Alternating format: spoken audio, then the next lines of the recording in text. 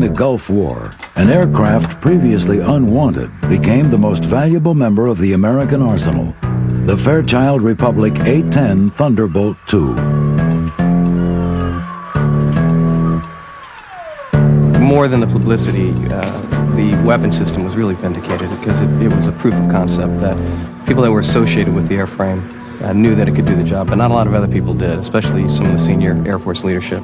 And it was very rewarding to go out and kick butt.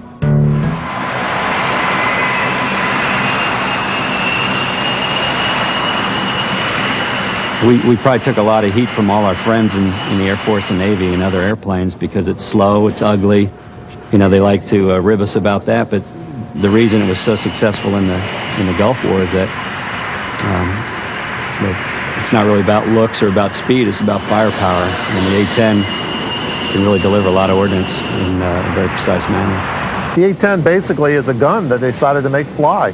The rate of fire of our gun is around 3,900 rounds per minute, or about 50 to 70 rounds per second as the gun comes up to speed. That does not sound like a machine gun. That sounds like a very unhappy lion or tiger or beast of some sort, because it has a roaring sound.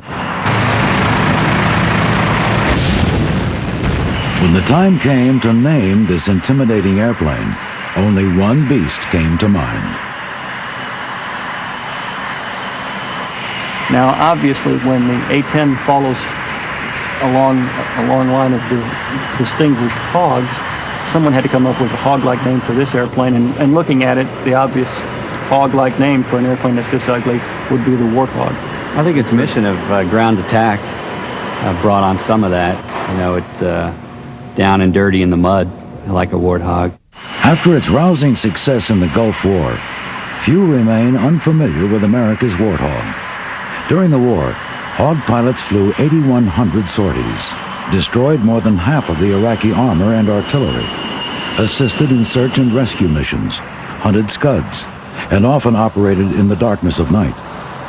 The airplane's remarkable durability and the hard work of Air Force pilots and mechanics enable the Warthog to operate with a mission capability rate of an astonishing 96%. And in a tribute to its toughness, only 6 of the 144 Warthogs deployed to the Gulf were lost. The Warthog is one of the most formidable airplanes in the history of aviation. Although this highly maneuverable airplane can carry a remarkable 16,000 pounds of mixed ordnance, it is the massive 30mm Avenger cannon which places the Warthog in a class of its own.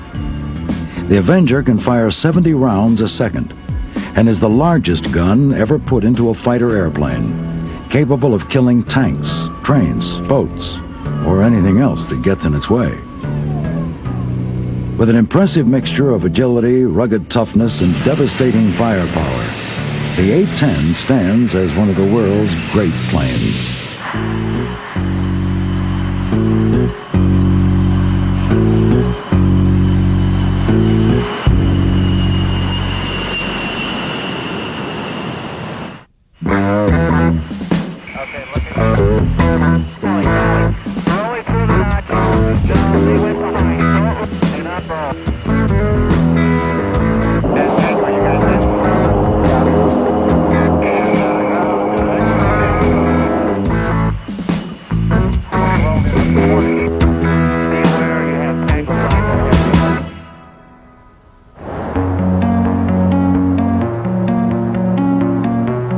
In a sight becoming more common throughout the American military, a complementary mixture of full-time Air Force personnel and Air National Guardsmen combined to keep planes like the Warthog in a constant state of readiness. Bob and I are both crew chiefs in the Maryland Air National Guard. Our unit's responsible for maintaining 17 A-10 aircraft. Bob's a full-time member of the Guard, and I'm a traditional Guardsman. When I'm not at the Guard on my one weekend a month, I'm a Baltimore City police officer. On a typical Saturday, we'll come in about 6:30 in the morning. I'll stay till about 6 o'clock at night. Usually we'll fly 10 airplanes to land again, send up 10 more. In the hangar right now, they have there's 4 airplanes in there. One they're using for load crew training. One, I believe they're doing some sort of flight control maintenance on. and the two in the far rear are both down for phase inspections. This airplane right now is in the phase inspection, which is accomplished every 400 hours, flying hours. It has come in for a major inspection. And during that inspection, they basically open the entire airplane up. And in doing that, they inspect the front compartments, the gun gets inspection, the engines get inspected, the wings, the gears. You have special inspections that have to be done, TCTOs, and basically gets an overall look at everything. Okay, part of the A-10 and phase inspection process is the armors. They've taken this gun out and inspected the gun bay, and now they are in the process of preparing to put the gun back in. Our primary function is to remain combat ready. In other words, to train to the same level of proficiency as our active duty counterparts, such that if the level of tasking and the level of involvement of our Air Force reached the point where it couldn't be completely handled by our active duty units, then the Guard and Reserve is ready to fill in, and fill in on very short notice. Usually on a drill weekend, or a UTA we call it, we put together a scenario for the day, a mini war for a day, and we have intel. We coordinate with intel and all the different shops, and we go out and basically execute a war plan for one day. With the recent downsizing of the active duty Air Force, units like the 175th Wing of the Maryland Air National Guard have become integral participants in any mission undertaken by the Air Force. About 25% of the 175th Wing are full-time employees of the Maryland Air National Guard. The remaining members, traditional guardsmen, leave their families and employers for training 1 weekend a month, and also to serve 15 days or more of active duty each year.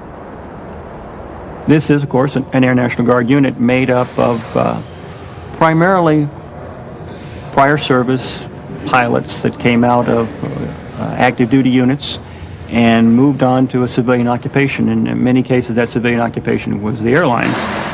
And they fly two aircraft now. They have their civilian jobs with their civilian airlines, and they come in on weekends and some oftentimes during the week to fly this airplane. Explain how that's happened.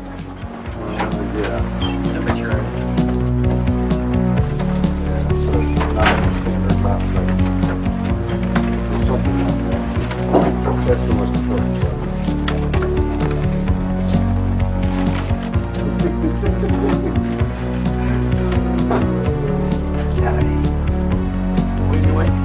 See you around. Okay, have a good one. See you around.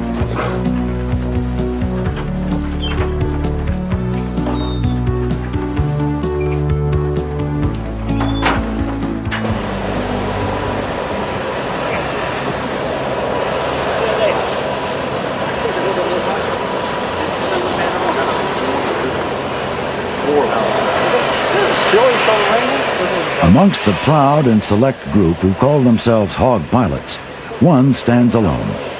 Lieutenant Colonel Ron Henry, who's been flying the airplane since its introduction into the Air Force, is the only Hog pilot to have amassed more than 4,000 hours of flight time in the A-10. Nicknamed the Professor for his academic and meticulous approach to his job, Henry's invaluable experience and insight have helped countless younger pilots master their craft.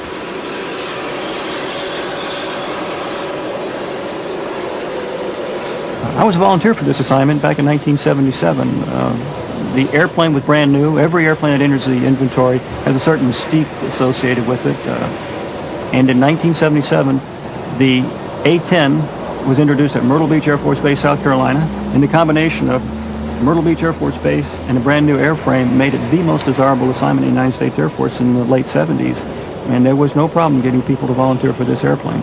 I can't understand why there ever would be.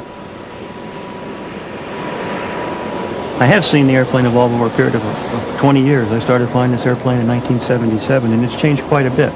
It was a very simple, austere airplane in its early days. It was designed that way, designed to cost very, very little. But the airplane has proved so survivable and so indestructible that the mission has evolved and the complexity of the airplane has increased over time. When we first started flying the airplane, We had basically 3 radios and a navigational receiver, and that's really all we had. We had no computers on board to help us guide the airplane or help us aim the weapons. Quite a bit of money's been spent on the airplane since its introduction to the fleet in terms of retrofitting the airplane. We now have a very capable air-to-ground computing system that helps us aim our weapons. Helps us aim not only the 30mm cannon, but also all the gravity weapons that fall off the bomb. Good enough to win the Air Force's biannual gunnery competition in 1991.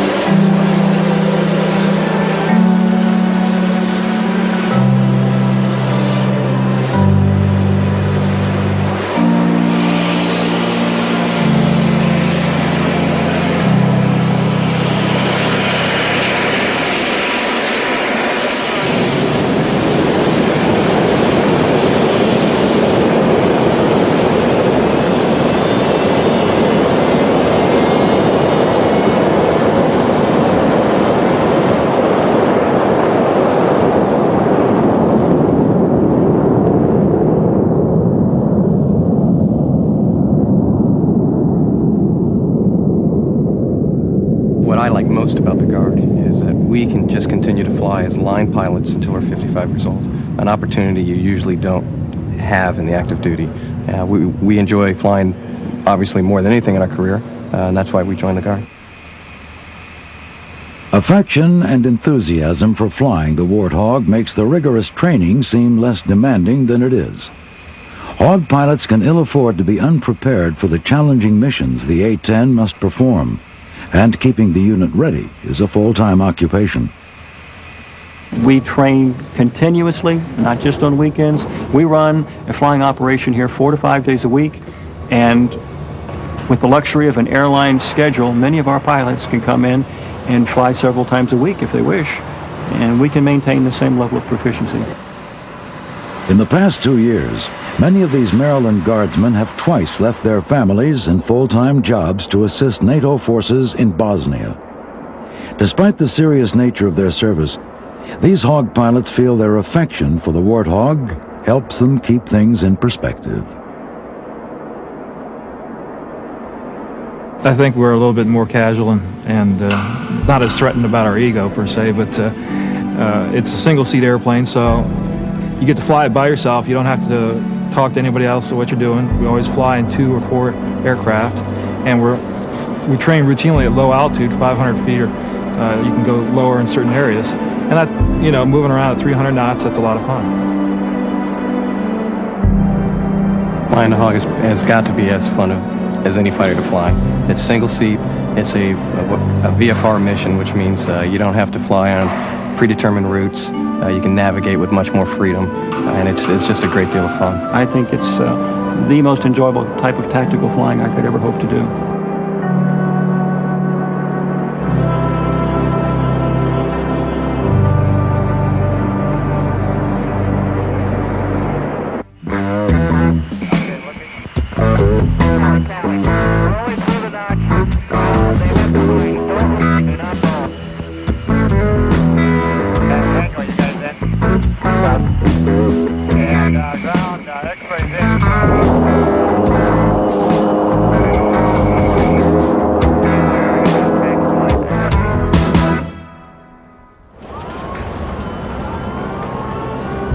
In January 1973, the Fairchild Republic Corporation unveiled the airplane the Air Force and the Army desperately wanted, the A-10 Thunderbolt II.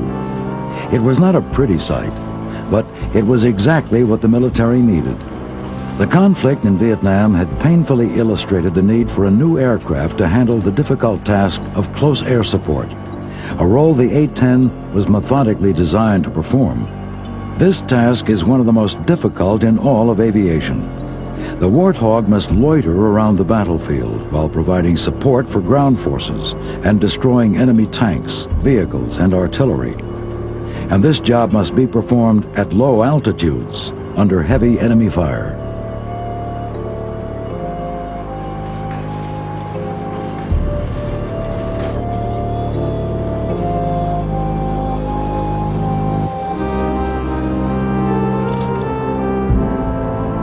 That's why this airplane is so ugly. This airplane is optimized to perform the close air support mission. It's designed to fly slower than most.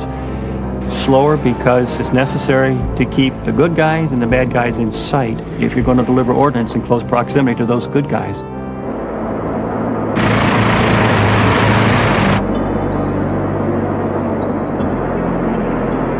The A-10 evolved from lessons learned in Vietnam, but it was in reality designed to provide close air support in Europe. The A-10, with its tank-killing ability, stood as an integral part of NATO's strategy to match the threat of Soviet tanks, which stood poised to storm across Germany. 40 years earlier, the Germans had unleashed upon the world the power of close air support. By the summer of 1939, Germany's resurrection into a military power was complete. The Nazi regime combined a huge, highly mechanized army with a devastating fleet of 4,000 all-metal aircraft. Hitler's Air Force, the Luftwaffe, pushed the envelope of war into a terrifying new era. The strategy behind the design of the Luftwaffe was close air-to-ground support, a strategy unveiled with terrifying precision during the Nazis' invasion of Poland. In a pattern destined to be repeated throughout Europe, the Luftwaffe soared ahead of Hitler's highly mechanized army and pounded enemy troops, artillery, and aircraft. Within 10 months, Europe had collapsed into the iron fist of the Nazis, a testament to the brutal effectiveness of their military machine.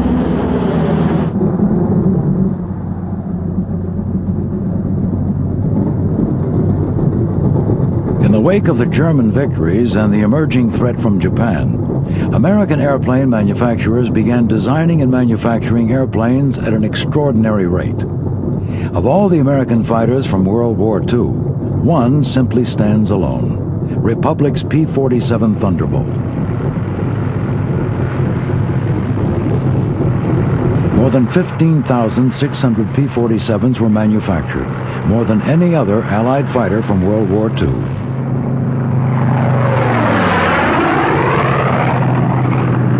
Nicknamed the Jug, the Thunderbolt was the largest of all the Allied single-engine fighters and weighed an astonishing 8 tons. Armed with 850 caliber machine guns, the Thunderbolt presented a formidable force.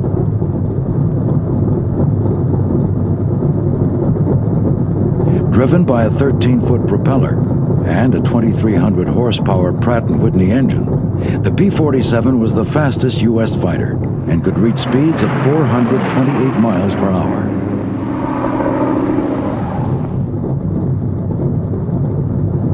With a range of more than 1,000 miles and a cruising speed of 350 miles per hour, the P-47 starred throughout the war as an invaluable escort for bombers and as an integral support airplane for Allied ground forces. Along with planes like the North American P-51 Mustang, the P-47 provided vital Allied support for the Normandy invasion, repelling German troops and weaponry which defended the shores of France. Coordination of troop movements in sync with aerial support was crucial to the success of the Normandy invasion. On D-Day alone, more than 14,000 sorties were flown by the Allies in preparation and support of the initial invasion. The Allies learned the lesson of close air support quickly, and the legendary P-47 Thunderbolt helped bring the Allies victory in Europe and in the Pacific. After World War II, and in the wake of the tremendous success of the original Thunderbolt, the Republic Corporation began developing the lineage of jet airplanes which led to the Warthog. Republic's first F-84 Thunderjets were straight-wing jet airplanes which were armed with 6.50 caliber machine guns, had a range of nearly 1,500 miles, and a maximum speed of 620 miles per hour.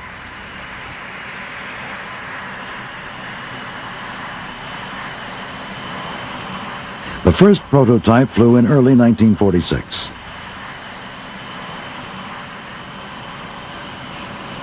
These F-84s were the original Hogs, nicknamed as such because on hot days, the airplane would often struggle to get off the ground and would sometimes tip over, leaving their stout noses rooted in the mud. Thus, the first Hog was born. All told, more than 3,300 of the original Hogs were built, serving throughout the 1950s and into the 60s.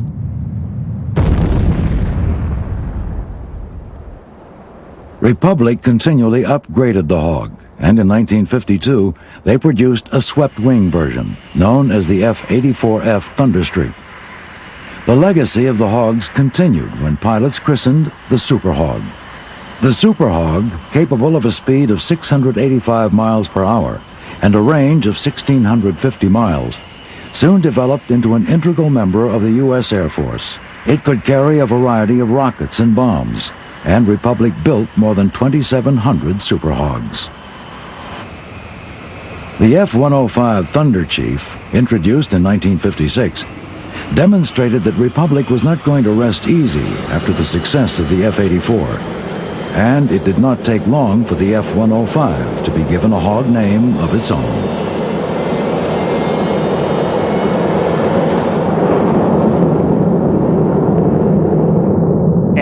The F-105 was introduced, the previous F-84 pilots who transitioned into the F-105 looked at their very sophisticated Cadillac airplane and thought of it as the Ultra Hog, and the 105 became known as the Ultra Hog.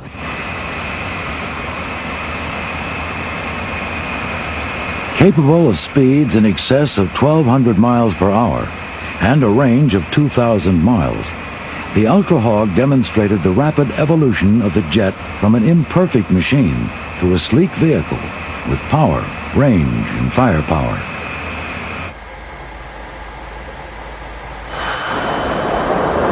Designed as a high-speed interceptor, this large fighter bomber was armed with a GE M61 Vulcan 20mm gun and could carry Sidewinder missiles.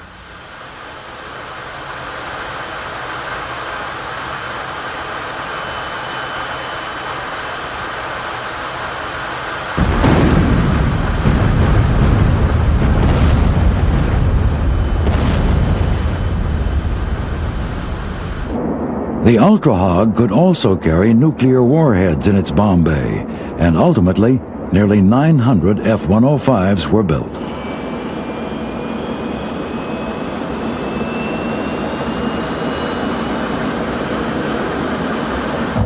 The final Hog in Republic's proud lineage evolved from the American experience in Vietnam. The war fought against a desperate and determined people in a climate brutally hostile to man and machine, pushed both to their limits. In the battlefields of the harsh, humid jungle, troop support was a foremost concern for the American military. Helicopters quickly proved their merit in this role, and the Huey paved the way for armed close air support.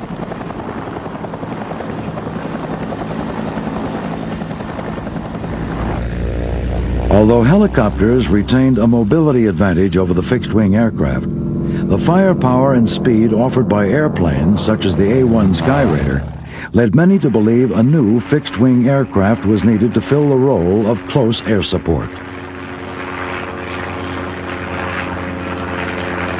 The A-1E Skyraider really illustrated a need for a aircraft that was maneuverable, close to the ground, close to the bad guys, where you could look out the window and see what you were attacking to differentiate between the friendlies and the bad guys in a very reliable manner.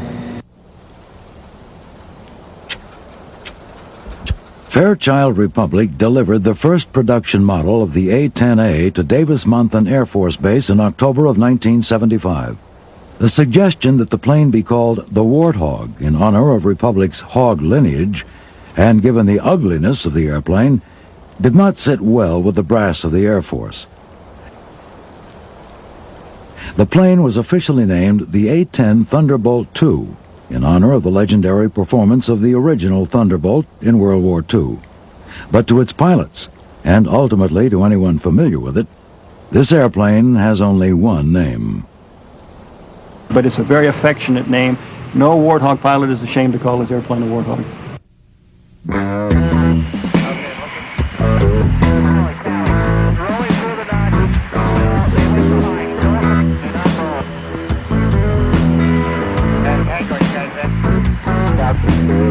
And ground,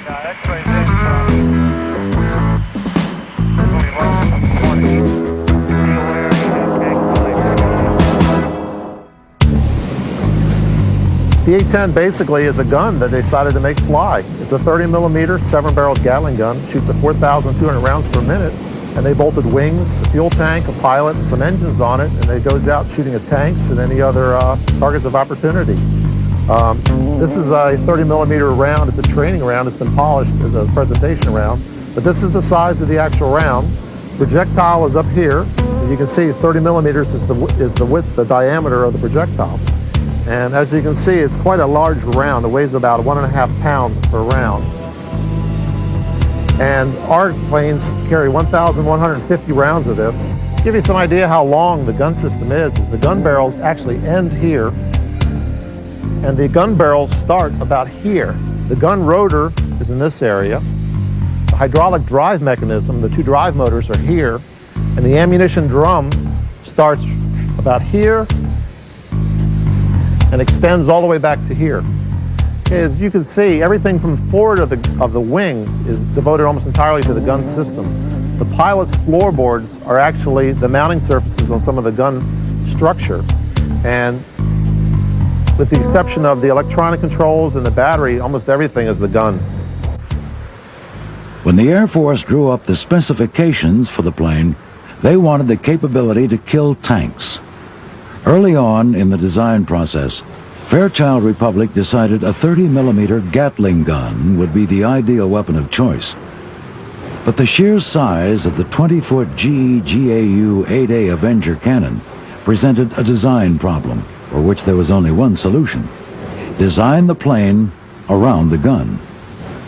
The Avenger is a 7-barreled 30mm cannon which delivers a frightening burst of destruction. The gun fires shells which are a foot long and weigh nearly 2 pounds. Fully loaded, the gun weighs 2 tons.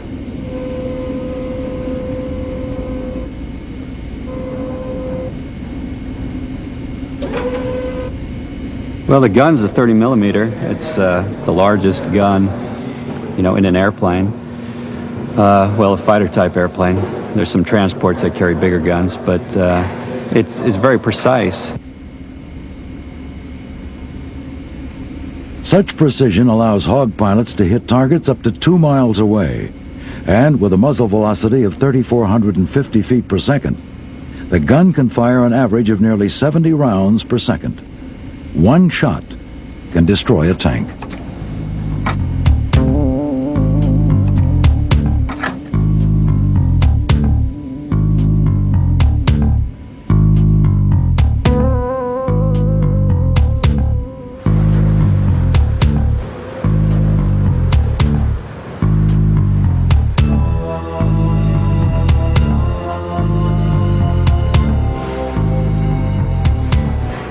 Projectile itself is exceedingly lethal.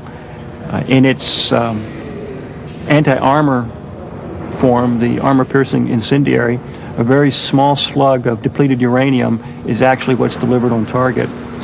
And it strikes the target with almost 12 times the kinetic energy of its predecessor 20mm round. Even though it's only 50% larger in linear dimension, it has 12 times the kinetic energy on target.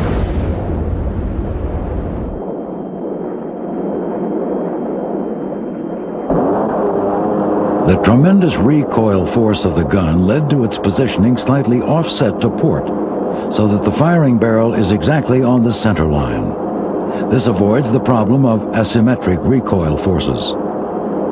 It produces as much recoil as the engines produce in forward thrust. Theoretically, if you had the ammunition and could hold the trigger down long enough, the airplane would come to a complete stop because the gun would win the tug-of-war. The 19,000 pounds of recoil forces dictate that the Avenger is usually fired only in short bursts of about 2 seconds, an exercise which also avoids ammunition wastage and barrel overheating. Despite its incredible power, the gun is by no means the only threat the Warthog poses to enemy forces.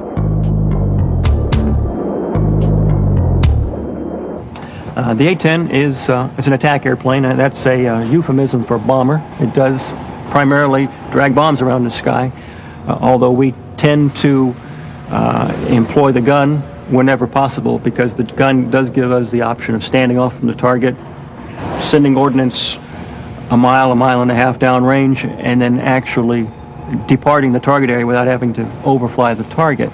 However, the airplane can carry up to 16,000 pounds of releasable external stores. And that, I think you'll find if you check your history books, is about 4 times what a World War II B-17 could carry.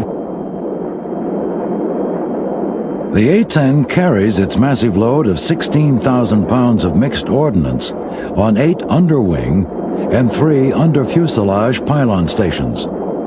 These 11 hardpoints allow the A-10 to be armed according to the task at hand. This right here is a ECM 184 pod. It's an electronic jamming device. This is a Mark 82. This right here is a cluster bomb.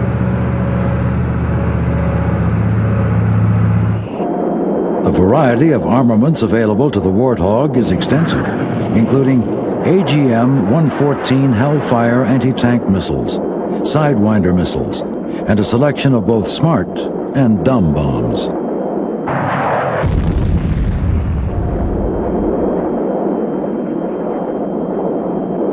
Although we carry dumb bombs or unguided bombs, we have a state-of-the-art delivery system. It's called CCIP, Constantly Computed Impact Point.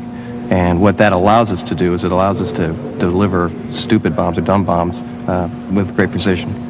But the typical combat loadout of the airplane then would include the 30mm cannon and almost 1,200 rounds of 30mm ammunition, plus 6 bombs, an assortment of Maverick missiles, the air-to-air missile, which we carry, the AIM-9 Sidewinder missile, which we carry for self-defense. Armed to the teeth, few can challenge the firepower of the Warthog, and none can dispute its toughness.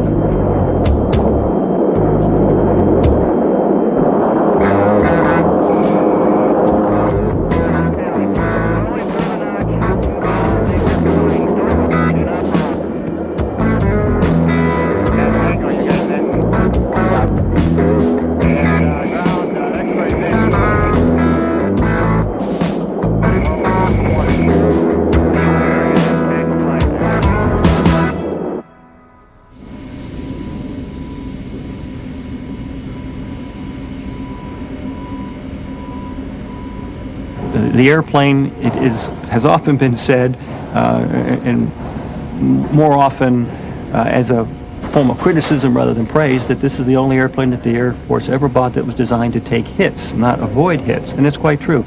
The airplane was designed to take hits and absorb damage and survive. Every aspect of the Warthog can be traced to the simple concept that the airplane had to survive its grueling mission. And the A-10 was designed with several thousand pounds of titanium steel surrounding critical flight components, one of which, of course, is the pilot. And this was an intentional design decision on the part of the designers, wherein they were willing to sacrifice fuel or ordnance load in favor of survivability. Reinforced with nearly 3,000 pounds of titanium armor plating, the Warthog can survive direct hits from armor-piercing and high-explosive projectiles up to 23 millimeters. 1,200 pounds of the titanium surrounds the cockpit, enveloping the pilot in what is commonly referred to as a titanium bathtub.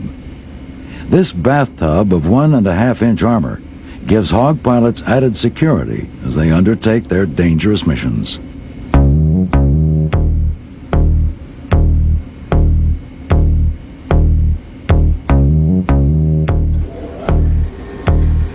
One of the features that gives the Warthog its undeniably unique profile is the placement of its engines. The A-10 had to have 2 engines for survivability. Fortunately, during the early stages of development, the designers found out that GE was working on turbofan engines for a new Navy anti-submarine aircraft. Turbofans had made inroads into civilian aircraft, but had not been much use in the military sphere. These engines held several advantages which made them an excellent choice for the A-10. They offered high fuel efficiency, and they were less noisy than turbojets, and had a lower heat signature.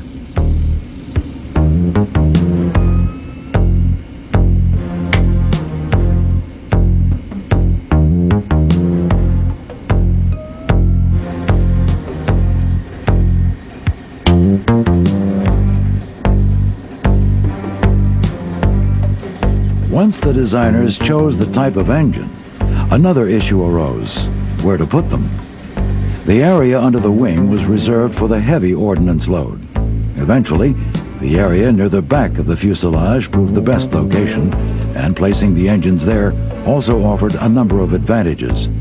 It negated a potential yaw problem, decreased the probability that foreign objects might be sucked into the engines, and removed the engines from the major flow of the exhaust from the gun. The forward fuselage and wings also shield the engines from ground fire in the frontal section, and the vertical fins and rudder guard the engine's heat signature from the side, alleviating some of the aircraft's vulnerability to heat-seeking missiles. The Warthog's toughness is compounded by a number of structural and system redundancies. The dual redundancy of the hydraulic flight control systems is also backed up by a manual system. This enables Hog pilots to fly and land even if hydraulic power is lost. The Warthog's extraordinarily high mission capability rate during the Gulf War directly resulted from a design dedicated to ensuring the plane could be serviced and operated from bases with limited facilities close to the battlefield.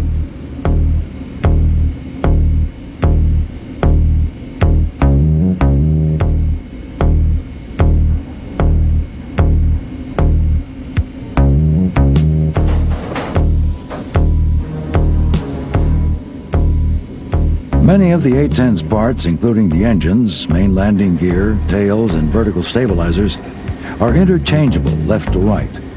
Interchanging as well as cannibalizing parts between aircraft is a standard maintenance procedure, one used with much success during Desert Storm. The shape of the airplane, the fact that it's battlefield repairable with very simple surfaces, was all built into the airplane because the designers realized this airplane's probably going to take a hit. The mission of the Warthog is such that hits are inevitable, and there have been and will be instances when the pilot must abandon his hog to save himself. I'm the life support superintendent here at the Maryland International Guard, and part of my job is to ensure that pilots can remain safe while flying, but also in case of an emergency they have to eject, that we supply them with survival gear to ensure their survivability on the ground. And part of that gear that we would pack in their kits is provided here on the board behind me on display. And a couple of those items, first, outside of a large kit, we have two small kits that are contained inside. And inside these small kits would be the items that we have shown on the wall. And let me point a couple of those out. Obviously, we have the mittens and socks, both of wool, used for wintertime warmth, obviously not a problem now. We've got your knife, which is one of your basic utensils in survival. And we have a container to hold water. Water is one of your primary needs in a survival situation. And we do supply many packets of the flexible drinking water there with them. We do have food, but that is not as important as water. We also have, probably getting into the most regarding rescue, would be the flares, which we have the handheld launching flares. We have other flares here to direct rescue aircraft in to pick up that pilot. And as soon as that pilot would eject and hit the ground, his survival radio. Very important to talk to other aircraft in the air to let them know what his situation is, and also to talk to rescue to direct them to his location. Part of the A-10's mission is to fly low to the ground to give close air support to the troops there. So naturally this is going to put them in harm's way and leave them open to gunfire, missiles, and so forth. So the A-10 pilot probably finds himself in more jeopardy than the fast flyers flying at much higher altitudes.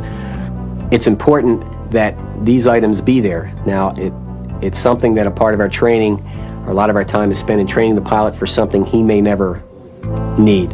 However, should he need it, He needs to know that it is there and it will work, and fortunately could save his life.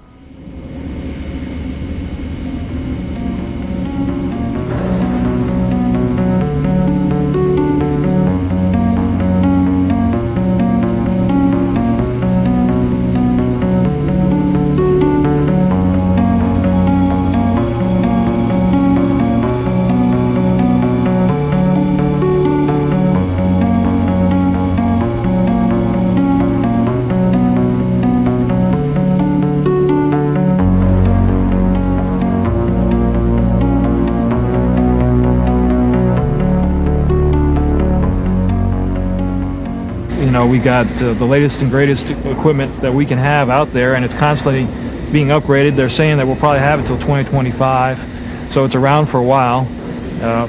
Most of ours are 78, 79 version models out here, and so that's a pretty good long time for an airplane to be in service, and it's constantly being modified, and it's got a lot of capability.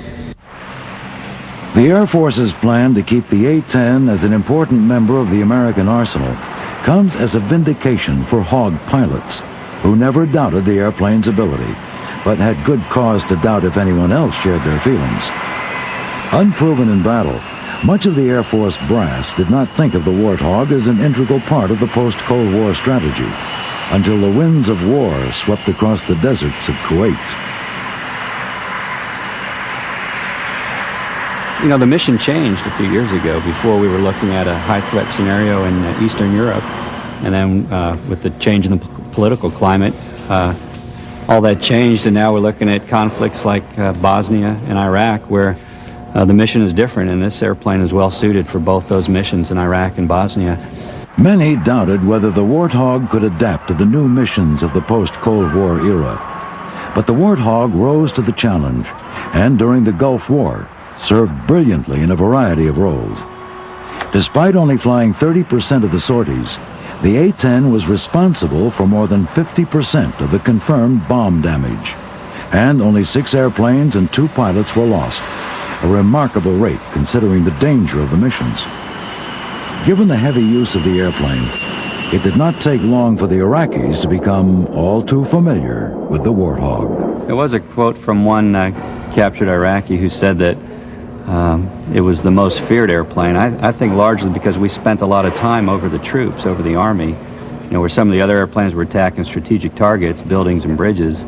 Maybe the troops didn't have as much exposure to those airplanes, but they saw the A-10, and they were never quite sure what target we were going to choose. So, you know, there's some concern on their parts, being down below, not knowing We had when and where it's coming. We had 144 airplanes stationed over there, and it was 24 operations. We had 2 night squadrons and 5 squadrons on the day schedule, and we just totally saturated the air with A-10s, you know, 25 miles deep. So that's all they saw continuously, and you can imagine sitting on the ground wondering if you're the next target. It was a big psychological game that was... And listening to the gun makes it a real, I don't know if you've ever heard it, but it makes a great roar. And it echoes, and you can hear it for quite a way. And having to listen to that hour after hour, day after day, I'm sure it took its toll on them.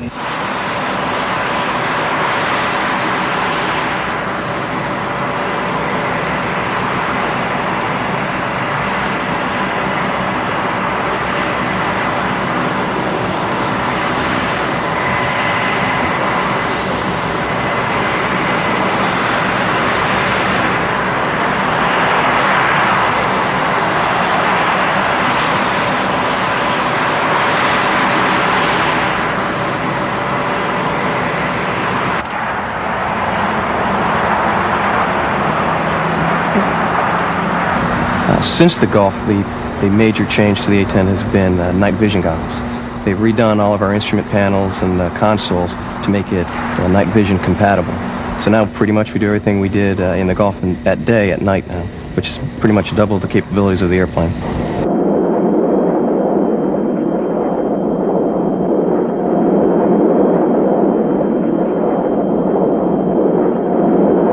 the A-10's role in the Air Force cemented well into the 21st century, the Air Force and the Air National Guard will continue to keep the Warthog combat ready, demonstrating a successful adaptation by the military in a changing era.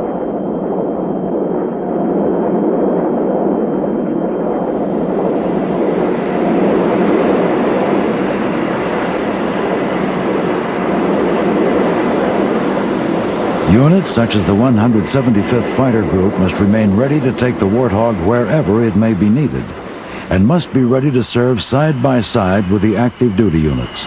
So far, they have done so without exception. We have, in recent months, undertaken the same tasking that our active duty squadrons have undertaken. We have been to the European theater to support the operation in Bosnia, over Bosnia. We had guard units deployed to the Persian Gulf and performed admirably. I mean, there was little to no difference between, I must brag to some extent, there was no difference between their performance and the performance of the active duty units there.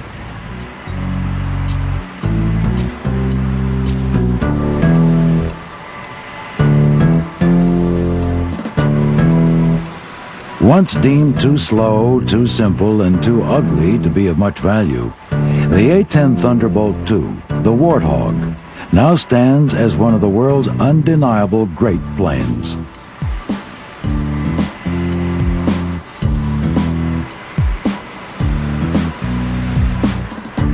Its outstanding maneuverability, deadly firepower, and legendary toughness are testaments to a successful design concept.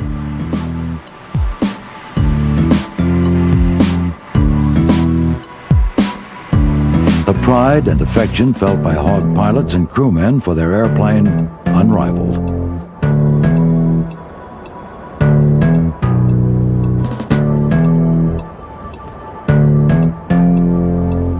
For these soldiers, it was merely a matter of time before the world recognized the greatness of the extraordinary airplane with the unforgettable name, the Warthog.